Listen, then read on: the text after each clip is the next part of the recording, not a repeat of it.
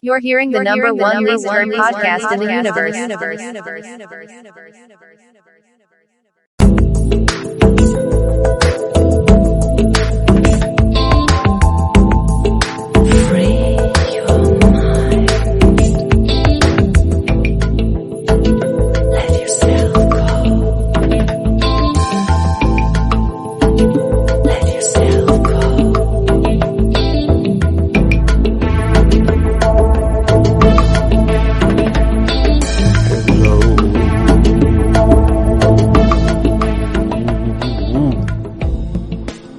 Hello, all you beautiful people.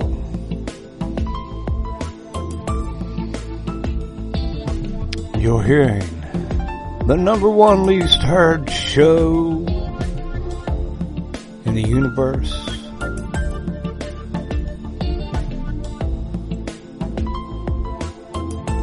Bad Dog. Coming to you live from the very tip top of Crawford Mountain. And up here at the top of Crawford Mountain, I get a different view. You know, I get a whole other different perspective. It's true. You know, the way I see things up here, it's a whole other different paradigm. Another reality, a different book.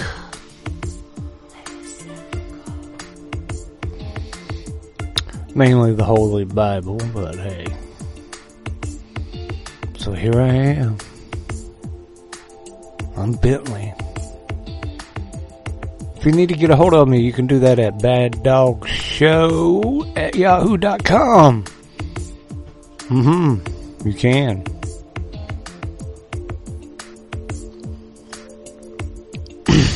Or you can just think about it. Think about it, Bentley. I want to be a bad dog. Tell me how to be a bad dog. And hopefully if the Cosmos right, I'll get your message and I'll get back to you. But it's easier if you email me. baddogshow@yahoo.com. It's in my show notes. Alright. So I'm sitting up here at the very tip top of Crawford Mountain. Okay? I'm thinking, man, there really isn't anything unique out there. Nothing at all. Nothing new under the sun. The universe. You know, I hear things. I'm thinking there's nothing unique. And then I realize, oh no, dude, you're wrong. Your listener. You're unique. Yeah. You're the only one like you anywhere. I mean, there's planets and they're similar to each other.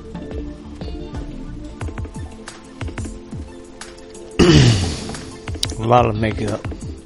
You know, I know there's 7 billion some people on Earth. I don't know, maybe more, maybe less. But ain't nobody like you. Ain't nobody like me. You know, some people like you like your dad. You like your mom. I'm a little bit my dad, I am my mom. I got a wicked feminine side. Oh, nobody likes that when that comes out. But you know, I was thinking about America. Oh, America. God bless America. Then I was thinking, Why we even called America? Because of some Italian explorer, and his name wasn't even America. Amerigo Vespucci. Amerigo Vespucci. You know, and he came around a little bit after Columbus. He talked to Columbus. He got him a boat. He eventually supposedly got good. But, you know, let me tell you something about Amerigo Vespucci and Columbus. Because I was looking into it, right? And Amerigo, he come from a pretty wealthy family. But he was kind of the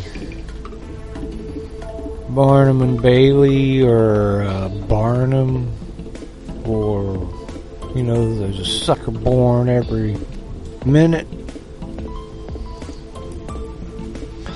Now, without going in and talking about him, and I'm just giving you my inference of what I looked into him and found, and that would be kind of a pimp. You know, his letters from his friends were like, hey man, I'd really like that long-legged brunette you sent over. I'd have some more of that. Well, that was back in the 1500s. You know, because he was over here in like 1498 too, you know, sometimes, so. And he got his name on the map. Some cartographer, some map maker put the feminine version of Amerigo, because Amerigo supposedly, you know, he came up with South America, discovered it, mapped it. Well, he didn't discover it. He never really discovered anything, Amerigo. Other people were ahead of him. You know, turns out sailors, they don't like to go to places that they don't know. Turns out it takes a special kind of person to go places people don't go, like me. When I was out in the desert country, and there's always a curve, there's something just out of the way where something I can't see, and it's right behind there. And I'm always turn around, but let's keep on going right up there. Let's go to that one and see what's there. People with me be like, oh man, come on, I want to go home. It's hard. And it was hard. But I really, really, really, really wanted to go. And Amerigo wanted to go too. Like, I guess he wanted to make a name for himself, but he heard some good old stories from Columbus. And, you know, I've been around the block. Been doing a lot of history and what people write down, what you can prove, what they say was standing there, and what's really in the ground. What I'm saying is people embellish, you know, kind of like that stupid congressman that embellished his resume. You know what? I know people who embellished their resume, and embellished meaning lied, made up things they did not do. But I guess embellishing is proper these days. They change the meaning of words all the time, just like 1984. Winston and O'Brien. We talked about that. Horrible relationship. We are kind of a Winston O'Brien thing anyway. But back to old Amerigo. Yeah, he wrote a couple books. But you see, that was also back at the time of the printing press. And, well, they didn't have copyrights.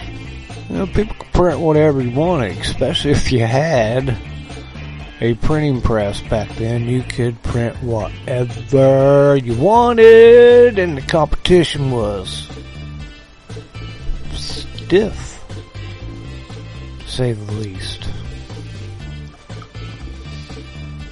So you could print anything. So it turns out Amerigo, with Vespucci's stories, he wrote about his logs.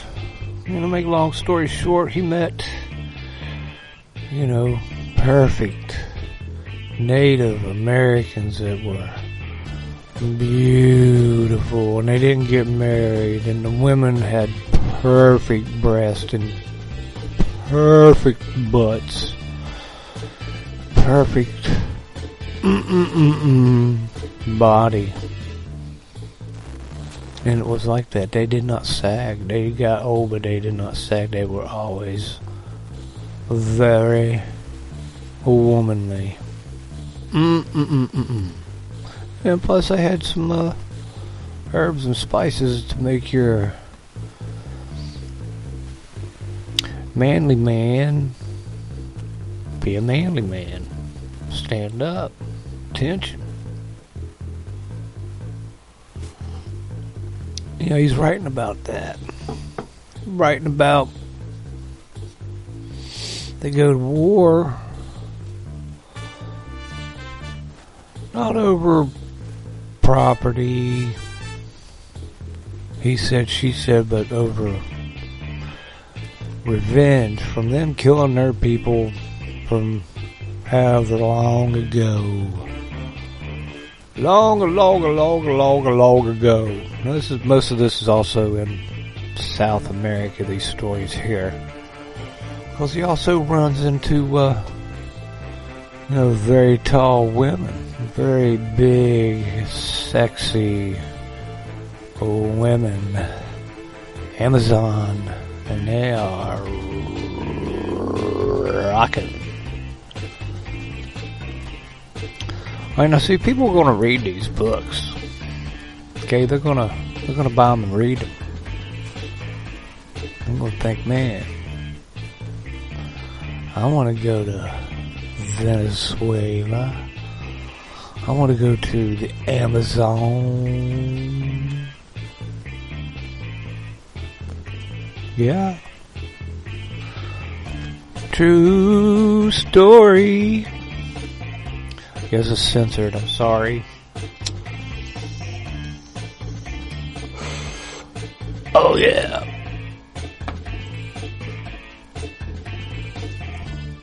So Amerigo Vespucci writes down,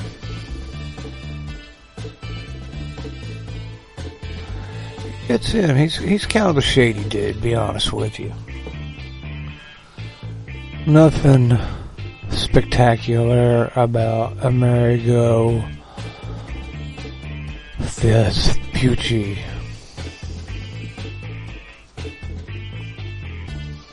And when you get into whatever he wrote about places, he was like really super wrong about his directions to people.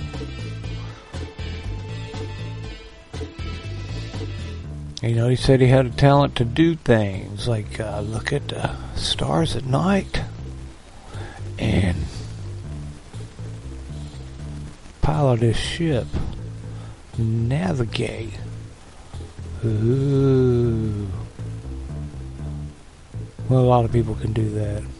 Could do that. I can do that.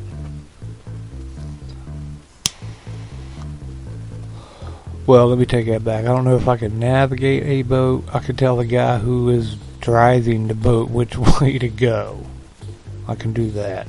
Those boats back then, don't know a lot about it. But yeah, man, you go that way. That's the way you want to go. So. And then he finally gets up into North America. Oh yeah, and his big thing is he enjoys watching them have a battle. Said they like to eat their enemies, yeah, the Indians, the natives. And he knew that was not India. He did know that much. This was not the edge of the Asian continent. No. So, what else? Yeah. Amerigo Vespucci is the guy's name. America. I think I always knew that, but I never knew anything about the dude. He's kind of a loser in my book, though he didn't get America named after him, but he is kind of American. He's kind of a capitalist, because he was all about the gold. He talked about gold. He talked about opening up clams that had 140 pearls in them.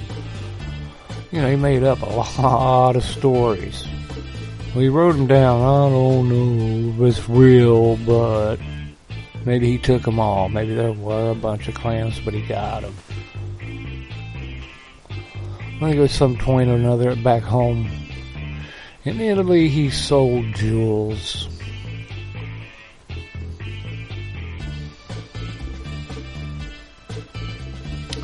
There you go, a little bit of Amerigo Vespucci. This is the guy who we got named after.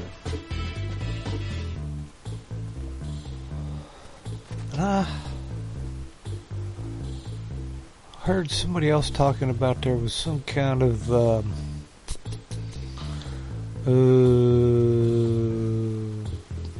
island mountaintop that it may have come from, but they're reaching. No matter what, I think Amerigo Vespucci we're the feminine version of him. Thank God, because he was kind of a pig.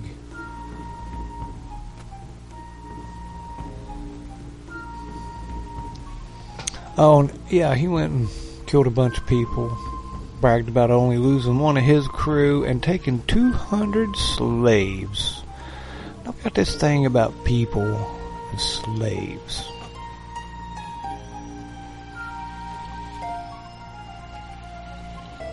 This is back at the 1400s, 1498, 1502. I guess that would be medieval.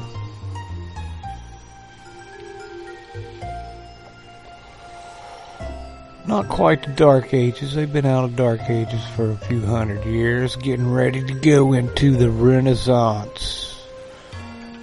People like Francis Bacon was around at the time. He called the New World the New Atlantis. But I guess that's what it was called, was the New World. Until it was called America, South America, and North America. Yeah. I like New World. But I also have a hard time believing that they just found it in 1492.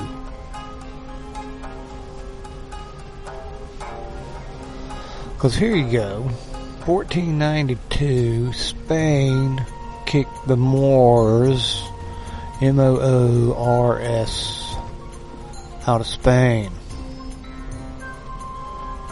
They'd been there for a few hundred years. This bunch of big old black dudes kicked their ass. Been hanging out there. Spain finally kicked them out. And the Moors supposedly ran to America.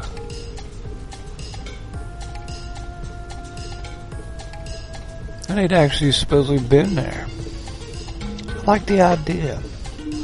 You know, because when I sit and look at the coast of Africa and the Gulf of Mexico, it's not a far stretch to think you would just roll right in there, even accidentally, and make it there.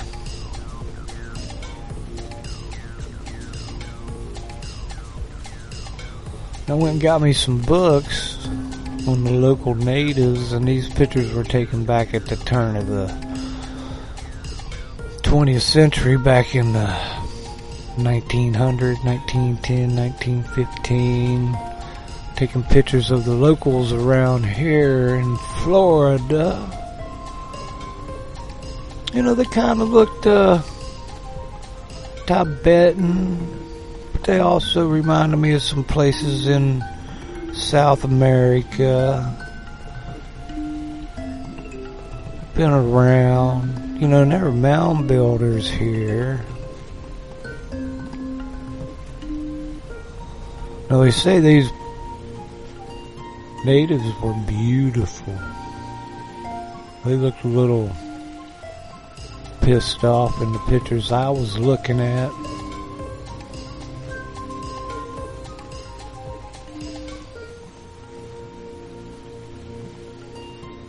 So there you go. Amerigo Vespucci, 1498.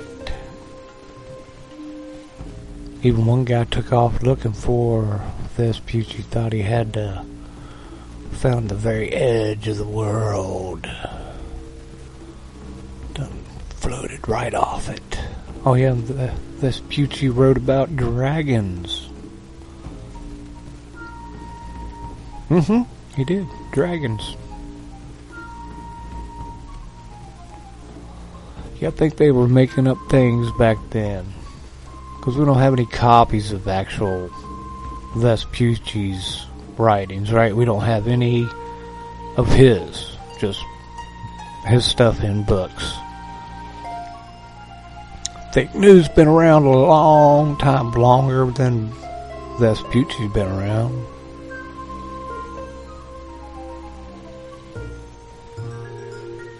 But here we are,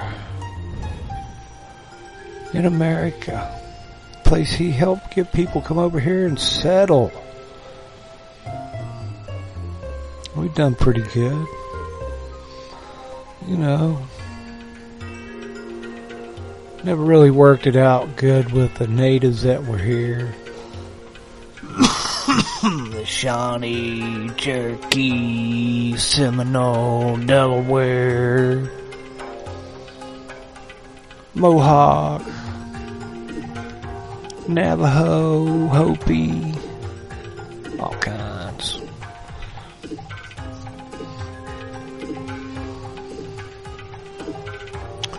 Came in, settled it. White man, black man,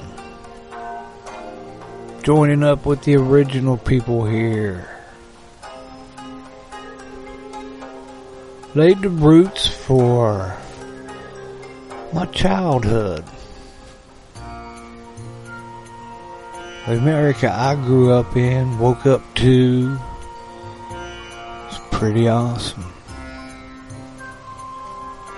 Really it was. Still wasn't quite like the founding fathers had hoped it would be, but it was pretty good. I enjoyed it. I was safe. Nobody was giving me a whole other different way of upbringing that was much different than my parents and their parents. But here we are with new settlers, I like to think. Pilgrims with a new way of life. Where men aren't quite men. Women, not quite women. You can be whatever. I mean, you're unique, but I guess you're not unique enough that you can't just be more unique than you are. You know, I believe it takes the whole universe to get here.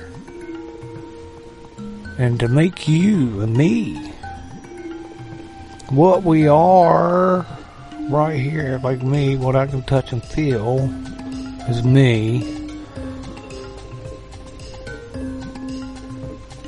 And then to just make it different on the inside. Not only are you what you are on the outside, you are what you are on the inside.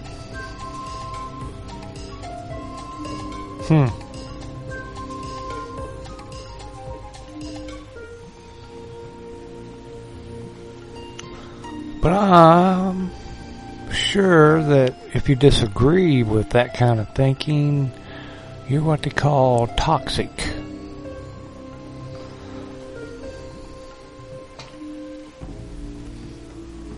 Like me personally, I guess I'm toxic. I don't really agree with that kind of thinking.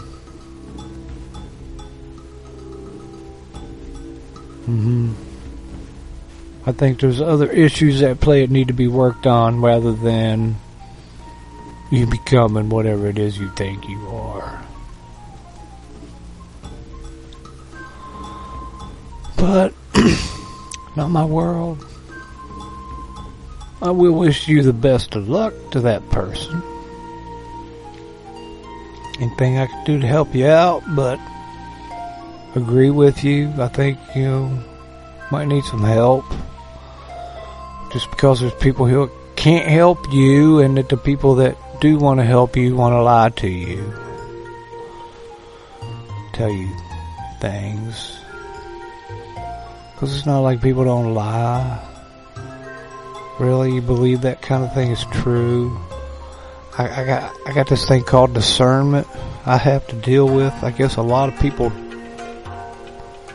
don't have. They doesn't have discernment.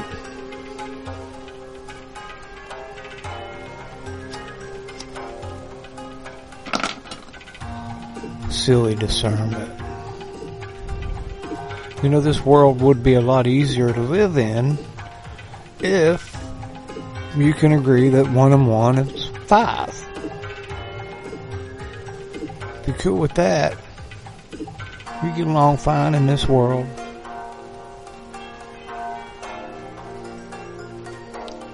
Now, I get along fine because I believe in God, believe in Jesus, so it's not really up to me to judge. I mean, I'm kind of judging, but I'm not laying down judgment on them. Just because I think a certain way don't make me right. Right? What am I supposed to do? Hold them down?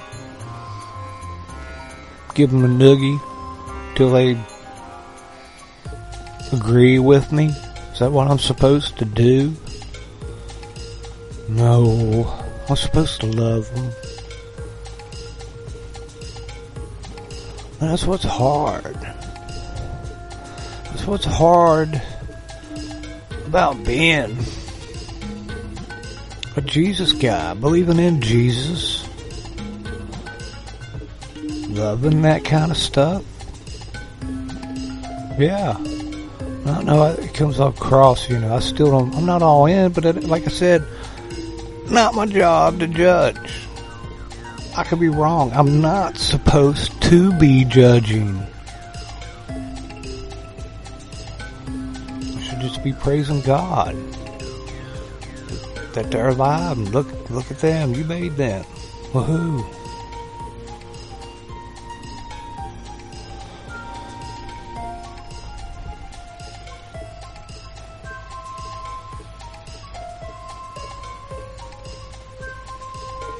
It's up to God, Jesus.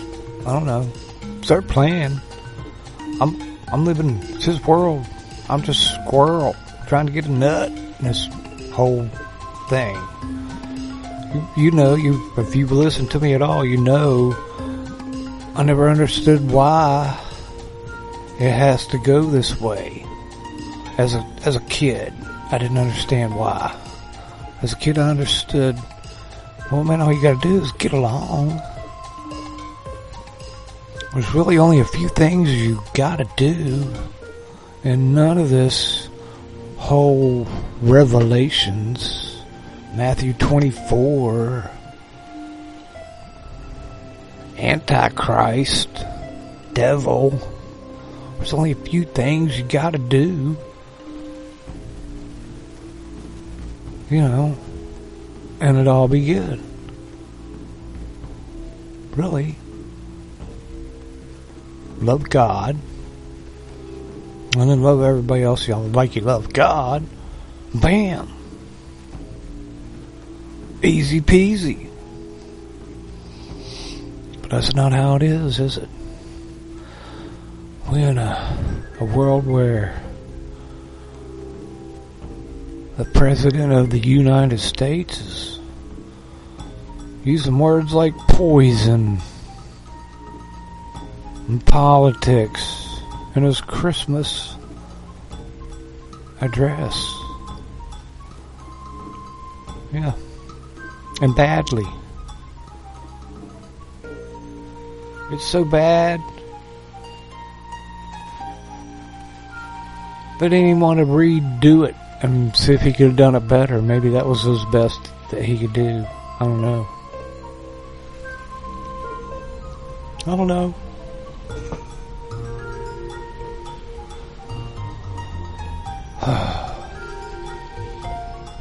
But here we are in America. But America to me is this. This is like a contract between me and America. No matter how it got its name, what kind of freaky deaky loser we're after here. It's about, let me see here. I need my other set of eyeballs. Just want to touch on a couple things about America. What makes America unique?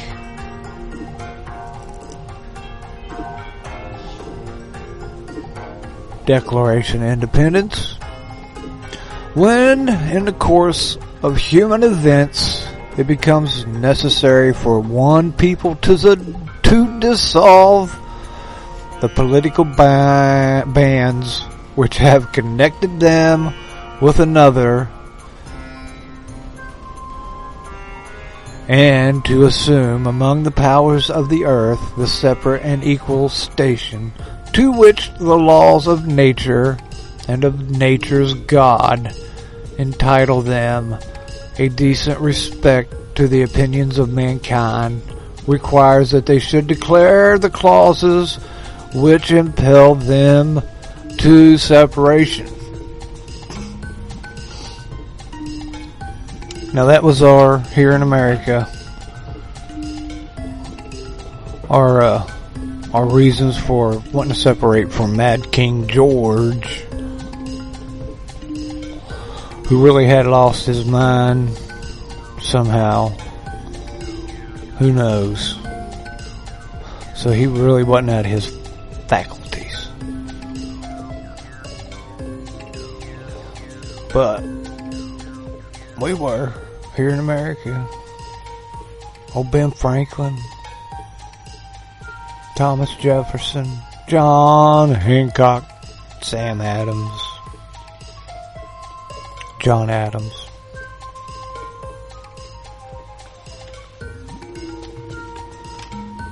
And then about 1883, we come up with this. Right here. We come up with some guidelines.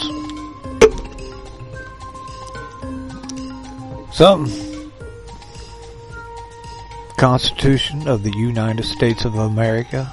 We, the people of the United States, in order to form a more perfect union, establish justice, ensure domestic tranquility, provide for the common defense, promote the general welfare, and secure the blessings of liberty to ourselves, and our posterity do ordain and establish this Constitution of the United States of America.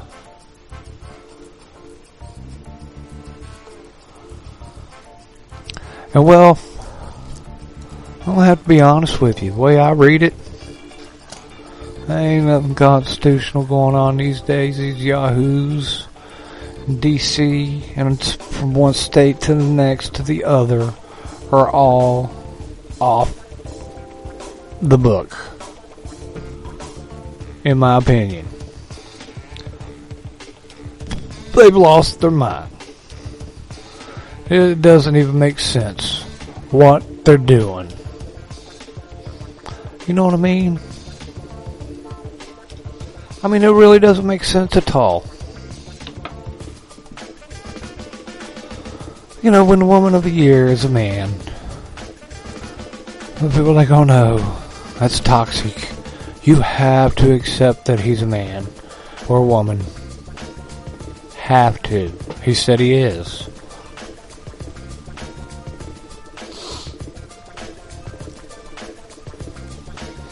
I mean, that's just an easy one. That's just like a, but that's just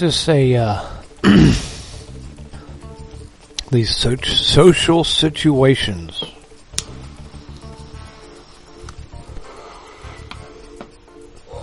Like way back when, 1400s, they'd shoot big old bombs at you from 2,000 yards away. Wasn't a lot you could do about it. Had to duck. And that's what they're doing now, but the bombs that they're shooting at us now are these social situations where they are, like drag queens at the library reading, performing, if I'm going to believe what I see occasionally. Teaching that in school that black people has built everything and under the sun, they don't get any credit for anything, and blah, blah, blah, blah, blah. All these are social bombs being shot at us. There's really nothing we can do about it. Unless, like I told my buddy, it's like, oh man, when was the last time a Republican knocked on your door? Gotta go start knocking on doors. That's what Obama did. Take a page out of his playbook. And that's what you get. Obama.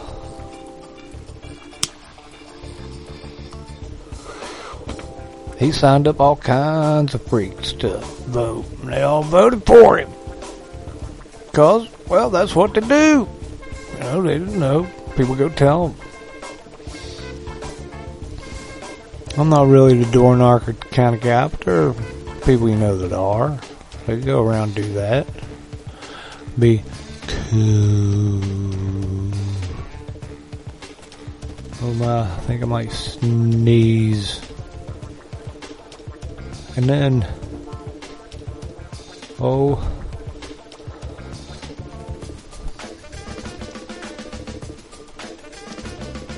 you can just sit back and wait.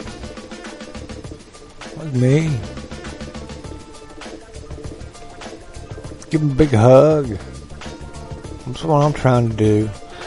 You know what? These people I think are silly. They don't like the whole hugs thing. They really don't. Especially if I don't have a mask on, and I don't wear a mask.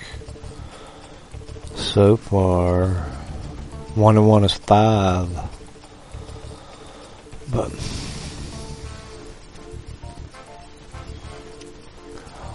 are we sitting here being settled on a whole other different crew of people coming in? have I moved to the native that's getting ready to get kicked out? Are you? Do you know people that are natives about ready to get kicked out from these new pilgrims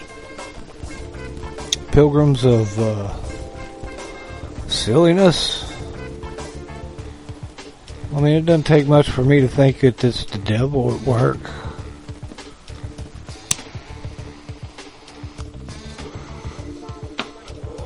But you know, I'd give the devil a hug.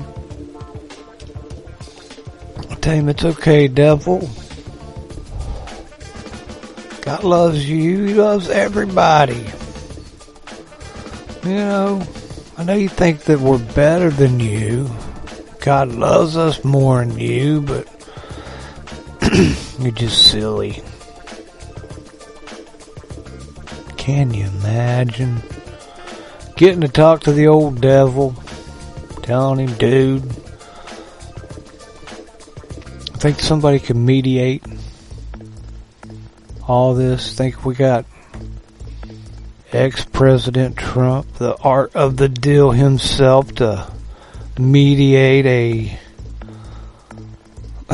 stand down between God and Lucifer? Think it's possible? I don't know. Kind of crazy. Alright, let's see. I'm going to move on to something completely different. The Star of Bethlehem. Remember I was talking about it. Like, how people, did they see it? Who saw it? We knew the Magi saw it. You know, can you imagine being the Magi and seeing that? Knowing you're going to go somewhere and you're going to meet God. God. When those guys got there, they knew they were looking for God. And there's God. And he's in his little baby skin. He's like, oh, it's God. Look at that. Ain't he cute? Pooping in a diaper. But old D.B. Cooper from our Guy Fawkes affiliate, he threw a thing at me that maybe not everybody could see it. I mean, maybe the Magi knew what they were looking for. I mean, apparently they did. Apparently they did.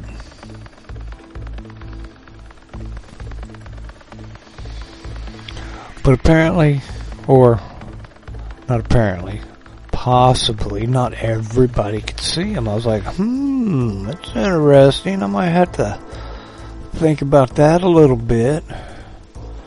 That's kind of neat. Thank you, DB, for throwing that at me. And if there's anything you'd like to throw at me, besides rocks, okay, we don't do that here, because we've all sinned. If you can get a hold of me, Bad Dog Show. Bad Dog Show at yahoo.com. Don't forget about the Fringe Radio Network. Our friends there, aren't they awesome?